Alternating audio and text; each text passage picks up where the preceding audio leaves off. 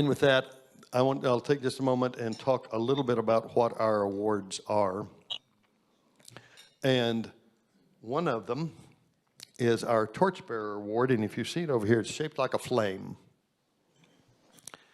Because you remember that saying that Jesus said, you don't light a candle and then put it under a basket? We are supposed to be the light of the world, right? Well, our award tonight, when we give that out, and like I said, I'm trying to stall to make sure everybody gets a chance to finish eating.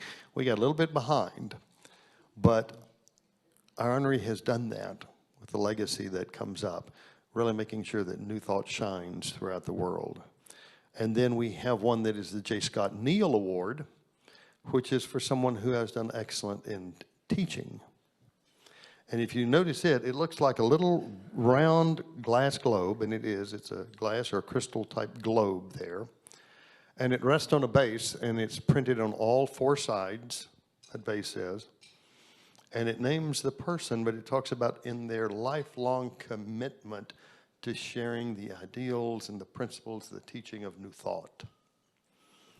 And that is something to be commended. And the base, having INTA on the front of it, we're simply saying as we spread this teaching to the world, understand that INTA is there to be a base to support you in any way. And today, if you're teaching and you're spreading the teachings of New Thought, I don't care who you are, INTA wants to stand behind you, underneath you, wherever we need to be your support. Okay? And I started speaking about our Torchbearer Award and the meaning behind that, being the torchbearer, the one that carries the standard. And when we started discussing these awards tonight, I want you to know that both people would have been a very fitting person for either award. And this particular person, let me say, when one of her church members called me and they were doing something at her church, and they asked me, why did we choose her?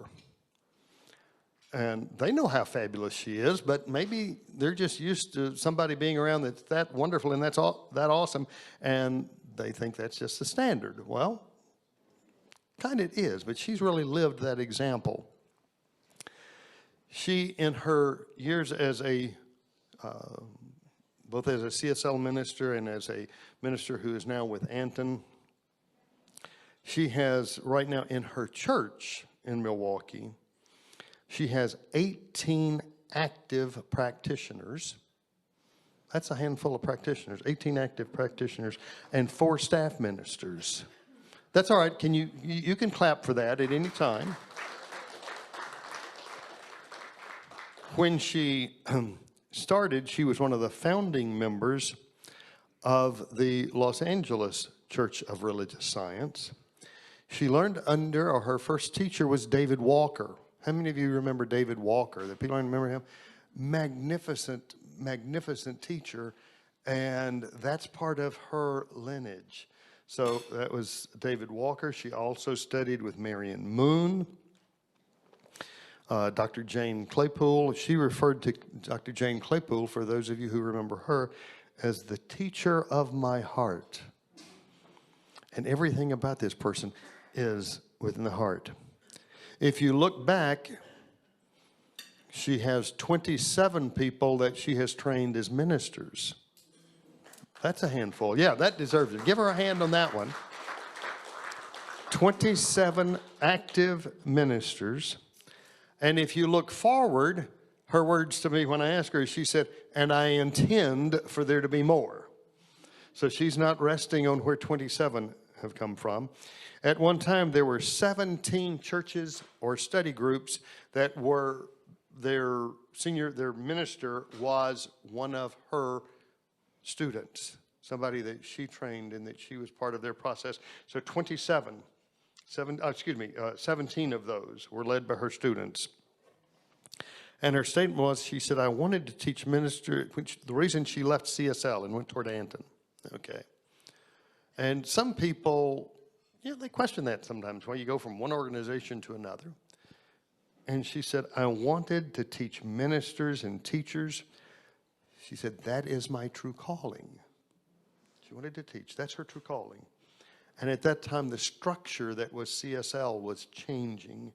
And what was done, it was changing the structure that allowed her to fulfill that. All right, that was the, am I quoting that correctly? It changed the structure. So therefore, she left, and Anton provided that structure for her.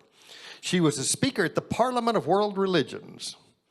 And that was back at a time when she was also president of the affiliated New Thought Network. She is proud to be ordained not only in religious science, but she's also ordained in divine science. And that's a thing she takes pride in. And she was ordained in religious science through RSI, Religious Science International, in 2002. She's done 25 years as a hypnotherapist. And for, I think most everyone here is kind of shaken off some of the old things. But, you know, if you read, some of our founders didn't quite understand what hypnosis was. You were in the closet, okay. I remember, and I will, this relates to the hypnosis thing. I remember when there was a Unity Church, and I was a district president, and I wanted them to be a part, and I said, listen, I will personally pay your membership dues for the first year, and you become a part of INTA, participate in some things at a district level, and, you know, I want you to, won't cost you a thing, be a member and be a part. So I got ready, and I was going to do it through PayPal, and my PayPal account showed up under a name that had hypnosis in it. And the person leading at that time would not accept the money for a Unity Church because it came from somebody that had hypnosis on the PayPal account. And I laughed because I told someone, I said, you know, a religious science practitioner, I'll speak from that point, it is about changing your own consciousness about a situation, whatever it might be. Would anybody who's religious science like to agree with me on that, right?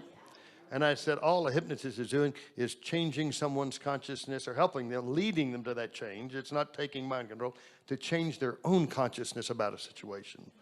Sounds about right, doesn't it? Okay, so therefore she's done that. Is 25 years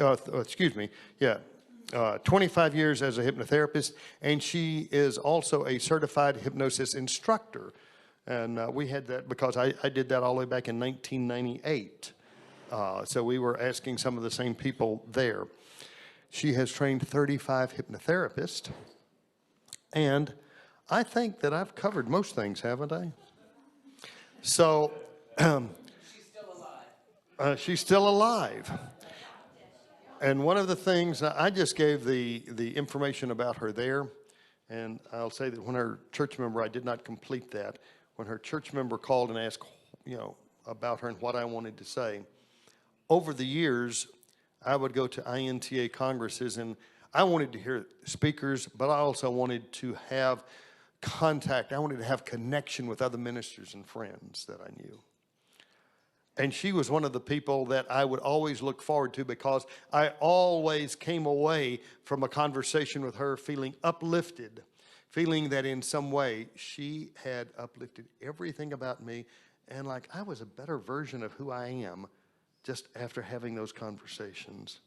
And that meant so much to me, all right? And she brought spiritual and principle. I don't care what it was about. She's always lived that. Now, I'm not going to have the final say on all the good things to say about her because one of her students who has, well, I've gone to her students' church to, not her current one, but a previous one, to be their Sunday morning speaker over the years a few times. And so somebody who's had a church, run a church, and has blessed us here. Reverend Christy Snow, if you'd come up here. And she was one of, I'll just go ahead and say her name. She was one of Reverend Lisa Stewart. That's who I'm talking about. If you want to cheer at the name, you can. She deserves it. But I'll even change and put up that picture with that wonderful smile. I'm going to let Reverend Christy Snow talk a little bit about her, and then I'll come back. Take that out of your hand quick enough. Thank you. So would I like to say a word about the Reverend Dr. Lisa Stewart? Absolutely. His name was Glenn. He was a plumber from Shelby, North Carolina. And he came to me and he said, I want to take your year-long class all about navigating change and living from the heart and learning this new thought stuff, even though I don't know what that means. And I said, well, it's about, being able to change and grow and embrace life and let it flow through you and believe that something bigger than you is moving through you. And I went on and on. And I said, and we read a book a month. And he said, I don't read. I mean, I know how. I just don't like it, so I'm not going to do that. I'm like, oh, okay. And then he says, and I said, well, you know what? I don't think this class is for you. He said a few other things too. And I was like, he was a little harsh. And he said, you mean you don't think I can change? With tears in his eyes. I took his hands and I said, you can absolutely change. You're in. He was the highlight of that class. He was love and he was hungry for the teaching and he changed his life and lives around him. At the end of that class, a year later, he sent me a thank you note. It said, thank you. I knew you didn't really know what you'd done, so I wanted you to really know how much I'm grateful. And out fell a newspaper clipping of him in handcuffs just a couple of months before he started that class because he had been arrested for drunken, disorderly, and assault. He said, this was me before I met you. So me, before I met Reverend Dr. Lisa Stewart, y'all, Lord have mercy, it was a hot mess. It was a hot mess. I remember going in and saying, okay, I want to do this stuff, but every time I do something, you tell me my life falls apart. I lose a job, I lose a partner, now I might lose my house, my car's broke down. And she said, well, principle's not bound by precedent. You can go backwards if you want to and pick up the same life that you had. Or you can do what you said you want to do and keep going forward and create a new one. I created the most beautiful life. And it was because of a phone call. So much in part because of a phone call that said, hi, I'm Reverend Lisa Stewart and I'd like for you to sing at my church. And I said, lady, I don't do church. She laughed. And then she said, tell me more. Oh, I did. It's the opiate of the masses. You ain't getting me. I'm not going in there. And I thought, how can I get her off the phone? And I said, listen, I'm gay. Do you believe in same-sex marriage? This was, 1999 or something in Charlotte, North Carolina, trust me. I didn't think I was going to be on the phone long. And she said, I'm from California. I've officiated same-sex unions. I think everybody has the right to life and love and happiness. I thought, okay, let me pull out the big stops. How do you feel about Native American, earth-based, and other Native American and Wiccan? I thought I'd just go ahead and go throw the Wiccan on her. And other earth-based religions. And she said, the best answer I have to date ever heard in my life. Are you ready? Remember this. I believe that God, by whatever name you give it, first time I'd heard that, is bigger than any religion that tries to explain it, including my own.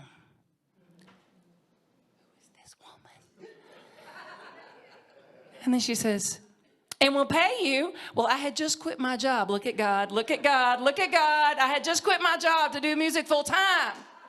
Yes, you can clap for Spirit. I had just quit my job to do music full time. And she calls me out of the blue, which I call the beloved living universal energy. Hallelujah.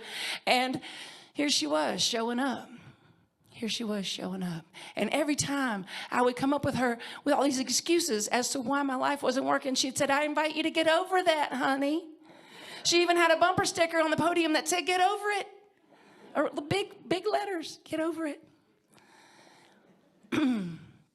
She lit a fire in me to live my life. She asked me who I really wanted to be, what I really wanted to do, and I told her and quickly told her all the reasons I couldn't, and she kept telling me to get over it.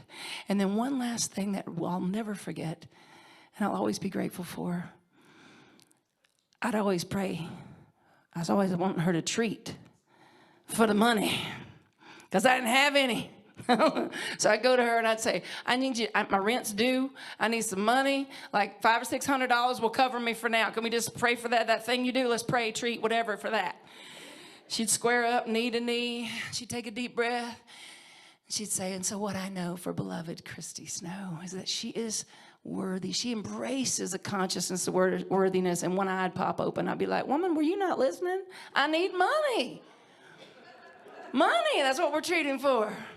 Every single time for years, we treated for worthiness, a consciousness of worthiness. I called her just a few months ago because after 5 years since my mother passed, we had not been able to finally settle the estate with my 6 siblings, me and 5 others. And she gave the best treatment yet again, reminding me that the bridge of acceptance is crossed and rejection is no more. Reminding me that I am the place where God shows up as this beautiful, beautiful resolution with my siblings. Within days, it was taken care of. This is a powerhouse woman who has changed my life on so many levels and has helped me to help other people to know this teaching. I've seen so many, I can't look at her. I've seen so many people whose lives have been changed and who have had a bonfire started in their heart. So to say that she deserves a Torchbearer Award is an understatement. Reverend Dr. Lisa Stewart, I can't look at David yet because he's my other teacher. Are you kidding me? What night is this for me? This is amazing. Reverend Dr. Lisa Stewart, you have changed my life in so many ways, and I am so, so very grateful. Thank you.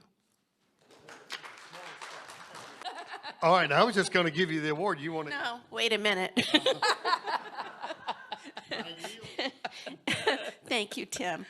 Dr. Tim. So every teacher's dream for every student is that they surpass the teacher, right?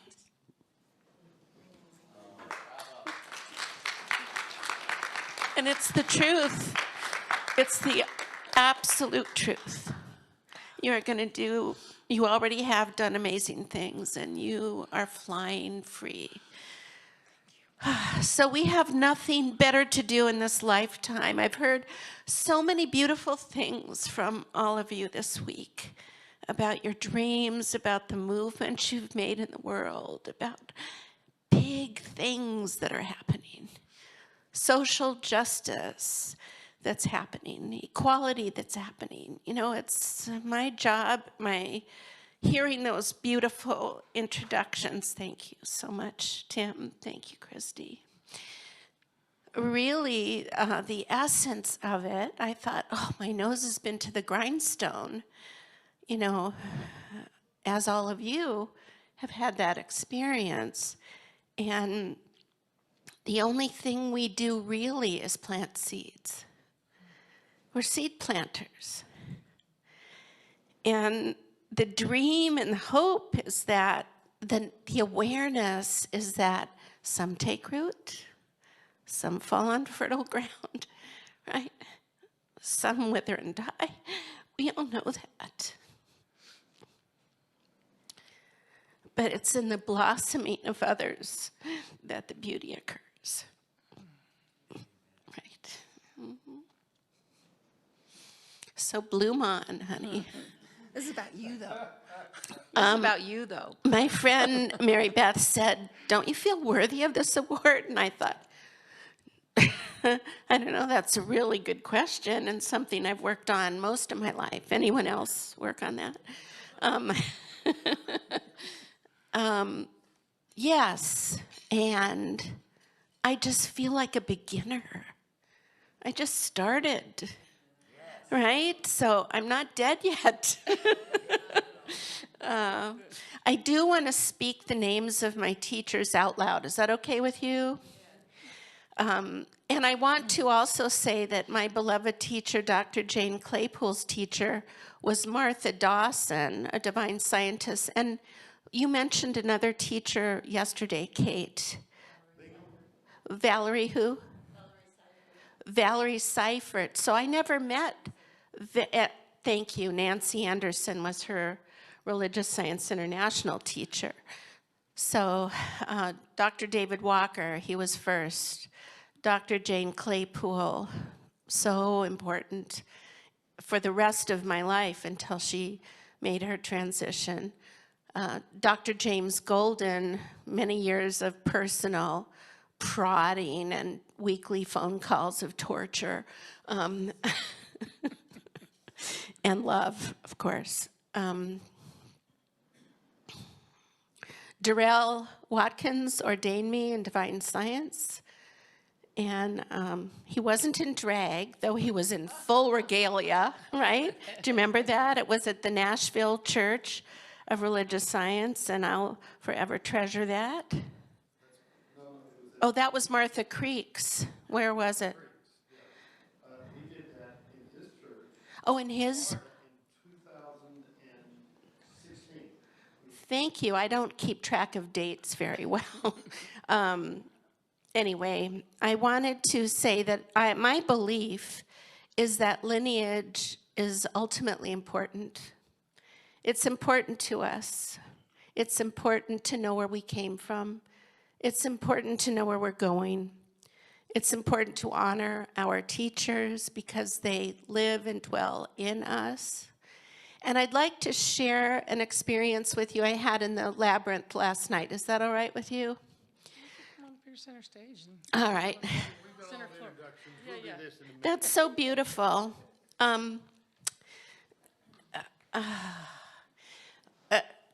Who walked last night? Okay, beautiful. I wasn't going to. I was going to hang out with my friend Michelle, who we just don't get to spend much time with and chat, visit. But I felt called to walk. And I got in the labyrinth and I got lost. I got lost twice. I couldn't find my way through it. So I started over at the beginning. And I had this experience. And the moon was almost full, right? And all of you were walking. And we were all moving in the same direction. And we were solitary, which feels like my experience of ministry. Even though I'm surrounded by people all the time, I have a beautiful, magnificent board, practitioners, the members, my colleagues, everyone means so much to me, but it feels solitary. And we were all walking in the labyrinth, alone, doing our inner work, right? Moving in the same direction. Something is being birthed here. There's some cosmic thing that is emerging. I know this is being recorded, so I don't completely feel safe about that because I feel like going home and changing the name of our church. Of course, it's not that simple, right? There's community, there are leaders, there's buy-in, there's, it's time. New thought, Milwaukee. New thought, Charlotte. New thought, Phoenix. New thought, Kentucky, wherever you are, Sunny. New thought, somewhere, right? A religious science church or a spiritual center or whatever you want, the tagline. But we've waited long enough. When I hear, thank you for that beautiful introduction, Dr. Tim and Christy, I love you. Once Kate told Jane, or told me something, she said, "You're the jewel in my mother's crown." And I just want to say, you're the jewel in my heart. You're just my baby, So what do labor pains look like? I looked at that labyrinth, and it looked like, not labor pains, but it looked like there's a cosmic birthing. It's happening. Either participate or get out of the way, because that's what's being emerged. That's what's growing through us. And we must harmonize. We must get along. Jane once said to me, New Thought people never argue about principles. They only argue about who gets to be in charge. Let's be bigger than that. It's a real thing. Let's be bigger than that. So I don't know what else to share with you except do your work. Don't be fooled. Some people are fooled by what's condition and what's cause, right? So we don't want to work, it's such an old idea, we don't want to work against anything, only to bring something forward through us, something big as us. Lean into something new that scares you, it's worth it. And keep moving, because you are the way God shows up on planet Earth. You're important to life. You're important, every one of you. God bless you.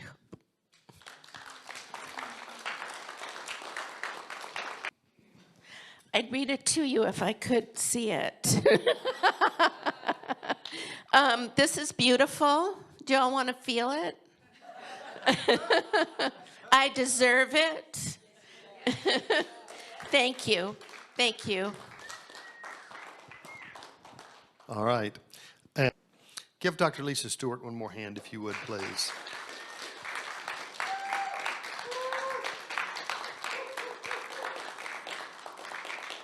Our next recipient of the Dr. J. Scott Neal Legacy Award is to a young man, although he will constantly tell me his age. He is a young man that I first encountered at a Sillamar. How many here have been to an Sillamar? Okay, very good. I encountered him at a Sillamar doing Dancing with the Beloved. And you just get hot and sweaty, and you just open up and you're blessed, okay? It's a great experience. And for 35 years, he's been taking the science of mind from the head into the heart. He believes in his ministry has been opening and liberating the soul through dance and movement. The other thing that I will say here is that when his name came up as a teacher, I had someone from the religious science background, science of mind background, stand up and recommend him. And then I had another board member who's the unity background, who's Dale, who also was standing up. So when you get people from different areas of New Thought, both talking about what it is, hey, you've got somebody that's crossed some boundaries, and we like that in INTA, okay? So he's getting the J. Scott Neal Legacy Award, and with Jay, he shared this, that they both always wanted to be authentic expressions of our teaching. His experiences over the years have taken him into mystical journeys with those in the Sufi community, and he proudly wears a label that he puts, I'd never heard it till he wrote it in there, and that is he referred to himself as the Goofy Sufi. Okay, I'm talking about in just a minute, because we have somebody coming back up here for you too. He is the Reverend Dr. David Leonard. Give him a hand. And before there you are. Before he comes up to accept that, someone who was one of his students, by the way, I guess I'd say this, I hope I'm not sharing part of what you're going to say. They said, if you ask someone a question and they tell you the answer is love, they were taught by David Leonard. I can't remember who it was, but it was one of my ministerial colleagues who happened to be on the oral panels, and they said, yeah, we can always tell if it's David's student, because if you ask a question and their first answer is, oh, you merge into the love, they're like, oh, you're David's student. So I wanted to do this, and I hope I am doing them justice, because I certainly don't want this to be about me, but they both changed my life so much. Lisa gave me this teaching, and I thought, oh, okay, this is a formula thing. This makes sense. I'm a type A personality. Let's do it. But I couldn't do the science of mind and heart yet. She has the heart too, but I couldn't access it yet, because I had so much internalized she had to lay down the law. I had so much internalized homophobia. I couldn't get to my heart. I was too scared. So I go to a Sillamar, 2001. I hear this man speak. I don't remember what he said, but he was teaching by being. He was being it. He was being the most authentic human I had ever seen, authentic example of love that I had ever seen. And I couldn't stop crying. Now I cry all the time, y'all, but I did not cry. Okay? I didn't cry. I excused myself quickly and got away from anybody that could see before I let a tear come out of my face. I was sobbing. So I composed myself. I stand in line, which I also didn't do, and waited and waited and waited and waited and waited after his talk to tell him thank you. That's all I wanted to say, thank you and goodbye. It became my turn. I stood up, and there's a little height difference. I stood up, and I said, I tried to say thank you, and all I could say was, and I fell on him, sobbing. And he hugged me, and he said, it's okay, it's okay, it's okay. And I was like, so horrified. And I pulled back, and I was like, this went on and on and on. I'm holding up the line. This is like taking forever. I'm not kidding. I can't get it together. And every time he holds me to console me, I feel that he's touching the soul of me and telling me it's okay to come out and play in this thing called life, and that I'm safe, and that who I am matters in the world. I mean, on. And I can't let him go. Oh, and then thank God the Reverend Dr. Pat King outbid me in an auction at the Circle of Love a year later, and the auction item was mentoring with David Leonard. And she walked up to me and she said, I see you. I see what you've been doing, and you can't outgive God. And she gave me this mentoring with him. And there it went again. My life again had changed. Now, he introduced me to Sheikh Kabir Helminski, so my Sufi journey began. He has made such an impact on my heart, but it's not just me. It's so many people. I mention his name and people tear up. Just mention his name and people feel love. They feel love. He is my Papa Bear.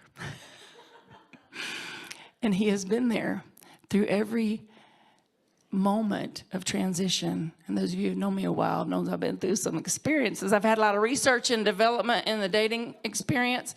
I've had a lot of research and development in the church life, and every phase of those times that felt so crazy and so scary, I would reach out to my teachers, and David would always be like, it's all about the love. There's only one of us here. There's only one of us here. There's only one of us here. There's only one of us here. You can't separate, or you're separating from love itself. So I am so thrilled, couldn't be more thrilled. And like Reverend Dr. Tim said, both of them easily qualify above and beyond for both of these awards, but I am so thrilled that a person who has taught so many people by being the teaching of love itself is my teacher, Reverend Dr. David Leonard. Papa Bear.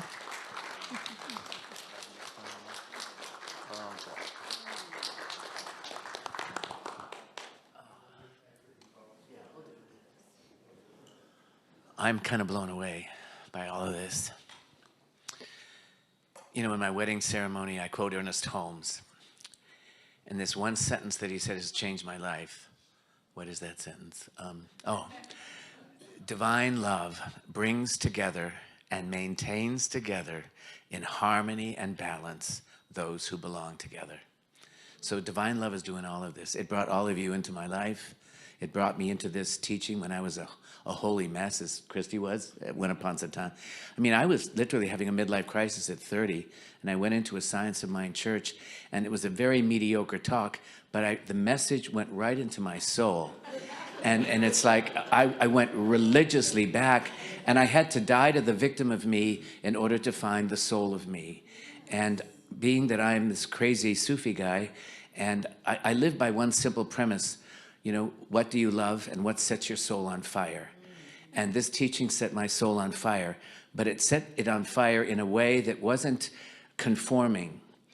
You know, I want to tell you that I had a transformational moment, September of 2000, changed my life. My mother died suddenly on the first week of September. My teacher, Kennedy Schultz, died on the second week of September. On the third week of September, I had a 10-day silent retreat in Ascutney, Vermont with Thich Nhat Hanh. And so in my grief, I went up to Vermont, and in this tent with 1,000 people, I go right to the front row. You've noticed I like to sit in the front row. And he's sitting in a meditative position, and he does this with his hand. His first words of this 10-day retreat: all of life is a transmission. There is a transmitter, there is a receiver, and there is that which is transmitted. Your parents do nothing less than transmit themselves to you. They live in you. Your teachers do nothing less than transmit themselves to you. They live in you. I forgot the whole rest of the retreat because I was feeling their presence. They never left me. My twin sister, they found her dead 2 years ago on Christmas morning. And I heard her voice so loud and clear, "Scott, I want to be with you." That's my middle name, she called me. And I said, "Pat, I'm not ready to die yet." And she says, "No, I want to be with you here in life." Oh, she's with me all the time. My beloved animals, they've made their transition. And when the love of my life, baby Speck, died, she was like my child. Someone gave me this book called Soul Contracts, and it said every animal that you encounter has a soul contract with their human, and without exception, they are here to take care of us, and even in death, they're still here with us. So now I have baby Speck taking care of me. And you know, I have a blind and deaf pug that he was like her child, and he would nurse on her, and he was a little mess. Well, now she's in him, and so every night in his diminished capacity, he lies where she lied, and she had this tendency to lick her paws before she went to sleep. So every night before sleepy time comes, he's stretched there, licking his paws for a good 5 minutes to let me know that baby's next to me. And so either I'm going crazy or they're still here. And then hearing all these presentations, Emma Curtis Hopkins, Nona Brooks, Thomas Troward, I am possessed by the spirit of Emerson. And you know, when I was studying Emerson in the classes, I didn't understand him. And so I went into meditation, and the meditation said, the mind that wrote this has to be the same mind that reads it. And so then everything changed. He did the Divinity School address in 1842 at Harvard and pissed everybody off. Of course, I loved it, because what he said to these ministers, these trainees, for all of you who are trainee ministers, he said, let go of your God of the intellect and let go of your God of tradition and let your soul be set on fire with the same people that you seem to praise. And then I thought, I've got to let my soul come on fire. And then he would say things like, there is a stream whose source is hidden, and from whence it comes, I know not. But when it comes, he said, I am a pensioner, I draw from it. And then he says, beware when the universe unleashes an original thinker. And then, of course, then Rumi came into my life. And oh, my God, I started burning up every Sunday. I lost half the congregation because they wanted a science of mind teacher. And I was sitting there melting in the love. I couldn't help it. I mean, you know, Rumi said my life could be boiled up in 3 things. I burned and I burned and I burned until there was nothing left of me but ash. And then he would say, out beyond the ideas of right thinking and wrong thinking, there is a field, and it's that field of love. And when the soul lies down in that field, he said, words are not necessary. Even the idea each other does not exist. I will meet you there. I met Dale Worley in that field of love. He was this lost little piano player at the Unity Church, and he was a minister wannabe. But you know, just like Christy, they took them out of the chorus and they put them on stage. That's what happened to me. I suffered from the Ruby Keeler syndrome, 42nd Street. Kid, the star, twisted and broke her leg, so you got to go on in her place. And guess what? She was a success. He went on in the place, she went on in the place. When Lisa left, the congregation wanted the 2 ministers, the 2 musicians, and of course, religious science. Well, they were, no, she was not, because I got in trouble. And so the congregation wanted them, and they were not qualified. But you know, God doesn't call the qualified, God qualifies the called. And they wanted them. And so I agreed once a month to fly to Charlotte to these 2 beautiful, became my daughters. I became Papa Bear, and my husband became Pappy Bear. And Christy and Renee at the time were like family. And then I get from the institution, you know how they are, you can't let Christy pray because she don't have her practitioner license. And I said, you can't tell someone who can pray and who can't pray. Well, then I was getting in trouble. And then they said, there's no previous example of someone who's doing what they do. And I said, excuse me, my teacher, Kennedy Schultz, when he left New York City, the Raymond Charles Barker Church, came to Atlanta, Georgia. He didn't have a practitioner license, and he was a recovery guy. And so at the Admiral Bembo Inn, which is a bar, he started having sessions, and it packed up with these recovery people. So the next thing you know, he started a church. There were like 1,000 people. And I remember Raymond Charles Barker came down there and said, guess we got to get you a practitioner license so that they'll accept you. And so I said, you can't tell me there's no example for this, because my teacher was that example. And he'd never had, so when I took ministerial training from him, he said, I have to tell you, I've never been trained for ministerial, so we'll just have to do it from the soul. Isn't that wonderful? I didn't get the institutional crap. I got the authentic transmission. All of life is a transmission. And you know, when I come here, I kind of estranged myself from the institutional religion because I'm about all living authentically from the soul. And coming here, I feel that love that connects us all as one. Another Rumi saying that I just find so powerful. You know, he says, what you think of love are but subtle degrees of domination and servitude. He says, but true love comes fully formed like the moonlight in the window. Now, that's a metaphor. And metaphor speaks to the soul. And you know, when my very first class in metaphysics was in San Francisco, I know you're a hypnotherapist. I studied with a Wiccan. And she was her name was Starhawk. She's quite famous. And she taught a class in San Francisco on trance and psychic development. Now, that's how I started. And she used a book by Robert Ornstein called The Psychology of Consciousness. And you know, we are called the science of mind. Well, in the psychology of consciousness, they talk about the left brain and the right brain. The left brain is this logical brain that we're a left brain culture. But the right brain is this imagistic brain that can understand metaphor. And it's very important, they said, to create a window so that the right brain can inform the left brain. Now, we as metaphysicians understand what that is. You know, a young lady came into my church. She was Baptist. Anybody Baptist here? Oh, I can know there's a whole bunch of you guys. Anyway, she came in. She was raised Baptist, only child, and she was in the first grade in the Baptist church. And they were talking about Noah and the ark and how God got pissed off at humanity and destroyed everybody, and then gave us a rainbow. And she says, I'm not going to pray to a God who kills everybody and gives us a rainbow. And her only child, her mother says, well, then you're going to burn in hell, little girl. And so when she told me that, I said, you are my daughter and you just got the wrong mom and dad. Anyway, we are the kind of people that say that dog don't hunt no more. I can't have a religion where they're going to condemn you. I just had a heart exam because I'd had a heart attack 6 years ago. So I went to the heart center for my yearly stress test. They said it could be 7 hours. Well, it was 3. And I said, can you please call it something other than a stress test? Because the word has power. You can call it an evaluation test, you know, an assessment test, but stress? And then they didn't like that. And so I went in for my very first stress test, and you're climbing the treadmill, and it's going up, and there are machines to see, can your heart take it? And, oh, your heart's fine. So then the second, third, and fourth are waiting, and I go out into the lobby, and there's all old people on walkers, you know, and I felt really young there. And and there's this young, pretty thing sitting over there that said, you're in the wrong place, miss. And she said, oh, no, I'm here with my mother. And I said, oh, isn't that sweet of you to come here with your mother? She says, well, what do you do for a living? And I said, oh, I'm a minister. And she said, are you a Christian minister? I said, well, you know, Ernest Holmes used to say that we are Christian and more. But we had a pilgrimage at our center where all the world's religions came. The Muslims came, and they said, if you surrender to Allah, you are a Muslim. I said, oh, I've been a Muslim all these years, and I didn't know it. Well, the Christians came the next week, and they were giving their spiel, you know, with all their rhetoric. And I raised my hand, I said, is it enough to say that the Christ lives within all of us to be a Christian? Oh, no, sir, you got to have Jesus as your personal Savior. I said, so last week I learned that I'm a Muslim, and this week I learned that I'm not a Christian. And then that lovely little girl, I'm just having a conversation like with you, Kristen, then she says, well, you know you're going to burn in hell, don't you? And I said, thank you for my second stress test. I'm going to go over to this side of the room. And I breathed, and I thought, holy cow. And then I said, but you know, Jesus would never say that to me. I'm very clear on that. So could we know that this teaching really is here to bring the love? When the Sufis found me, they changed my life because they have one simple principle. Listen how profound this is. They say, pound the head into the heart. Now, I don't like the word pound.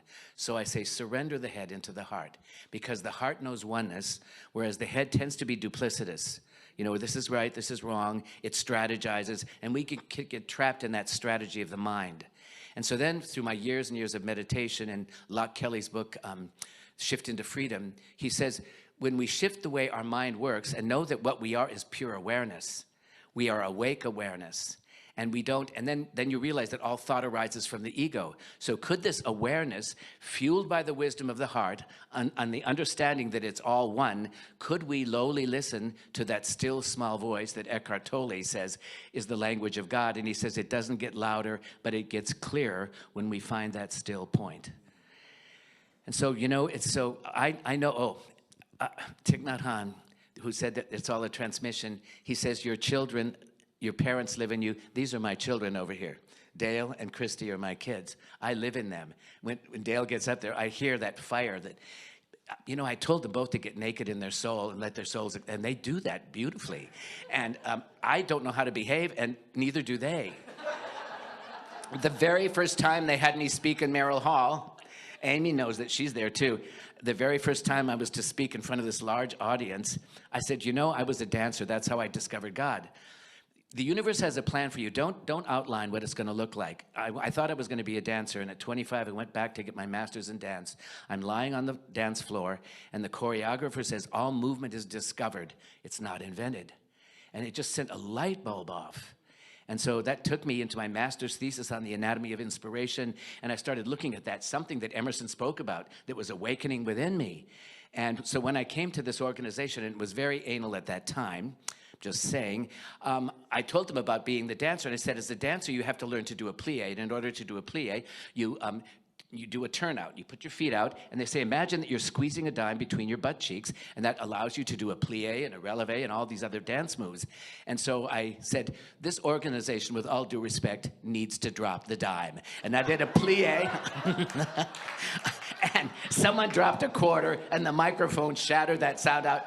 And then they looked at me like, what are you doing? Well, the next year they had me back, and they said, please do not offend the audience.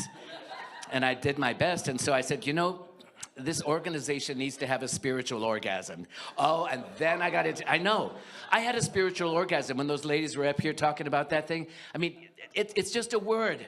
Don't give it power. You know, it ignites you, it excites you, it stimulates you. I want to be stimulated by this power that doesn't, when I tell people to get naked in their soul, the soul doesn't need to hide behind a mask. I spent so much of my time hiding in the closet, not being authentic, so that I could please people. And my teacher, Kennedy Schultz, gave me probably the best advice anyone has given. It was the end of the ministry, or it was the beginning of my ministry, the end of studying with him, and the AIDS crisis had hit Atlanta, just huge. And you know, I practiced the ministry of the moment, and they were dying, literally dying in my arms.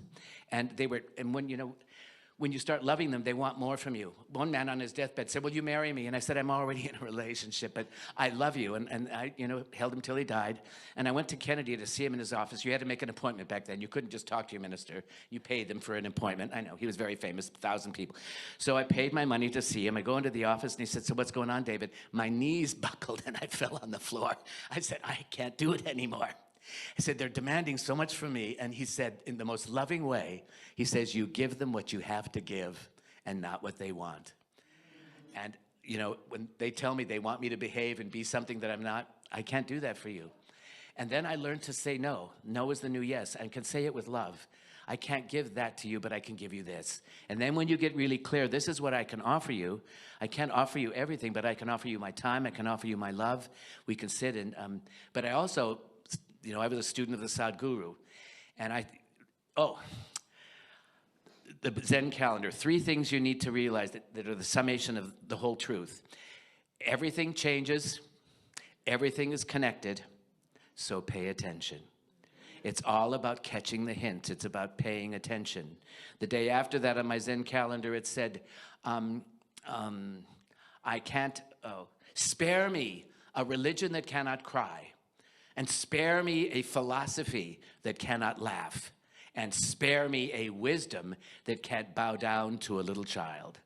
And so we are a place, I've been crying my whole time here. I've been laughing my ass off. And I've been bowing to every little child I see out there. I just said, I want to tell you that little child, when Christy shows me your baby girl, I know that baby girl is here to transform you. Yeah. So when life becomes the gospel, and then you hear Emerson, nature is a mute gospel. The Ojibwe Indians would go out into nature and they'd say, teach me and show me the way. When I came back from when I go out to spread my twin sister's ashes, and my niece's new husband came up to me right after the spreading of the ashes, and he said, I just married your niece. And he said, I'm a very spiritual man, I'm Catholic. And then he turns to me and he says, man shall not lie down with man. And I thought, oh, here I am at my twin sister's funeral. And I said, well, thank you for sharing that. But you know, if you want to put that in context, it's from the Old Testament where it says, you shall not mix your fabrics, you shall eat seafood. And if your wife or your daughter displease you, you can kill them. And he says, you're one of them, aren't you? I said, I guess so. And my niece says, you want to come to Alaska? I said, I don't think your husband wants me to go up there. So you meet the moment and you try to do it in, you know, in a clarity and honoring yourself. I can give you what I have to give, but I can't. So I'm with the Sadhguru, and this woman comes up there for all you ministers, and she was nuts. And she was narrating her whole, oh, God, and complaining. And he listened very patiently. And then she looked to him for some kind of response, and he says, Madam, I don't want your karma. Thank you very much. I mean, it was that simple. But I heard something really deeply. I don't have to go down that path with you. You know, you're just dumping on me, wanting me to do something. And it set me free from the idea that I got to fix somebody else's life. No, I can say, if you want to step into this space with me and we'll enter spirit, you know, I'm a tantric master. And that's not about sex, that's about energy. And so when we do the dance with the beloved, I studied with Gabriel Roth in New York City, and she had a ministry called Dance, Sweat Your Prayers. And she talked about when you get into your body and you can find your soul revealing itself, and then you can move in a field where there's no conversation, because when there's conversation, the ego gets involved. And then you let the music motivate certain things. You begin to have a resonating thing. And then I'd have them move around the room and look into the eyes. And this is all you. And this is all you. And then I'd say, touch them with your heart. And then, you know, I was asked to do this up in London. They wanted me to come and do a retreat. Karen Drecker, they said, what do you do? Oh, I said, I dissolve people into the love. And he says, well, this is a prosperity retreat. I should use my English language. And I said, well, I can only bring what I have. So I did my little dance with the beloved up in Canada, in London. And this very pristine British woman at the end of the retreat, she stood up to the microphone and she says, I felt the love of God for the first time with a total stranger looking into my eyes. Well, is that not a testimony? Because you merge into that field of love and you think, what just happened? It's not and so when you surrender to life and say, okay, life, use me. My simple prayer right now is, beloved, this life belongs to you. Do with it as you will. And then I also say, divine love, assist me in assuming the consciousness that's required for me to meet the moment and whatever the moment demands. So I'm not really outlining with my mind. I'm saying, let me show up for what is.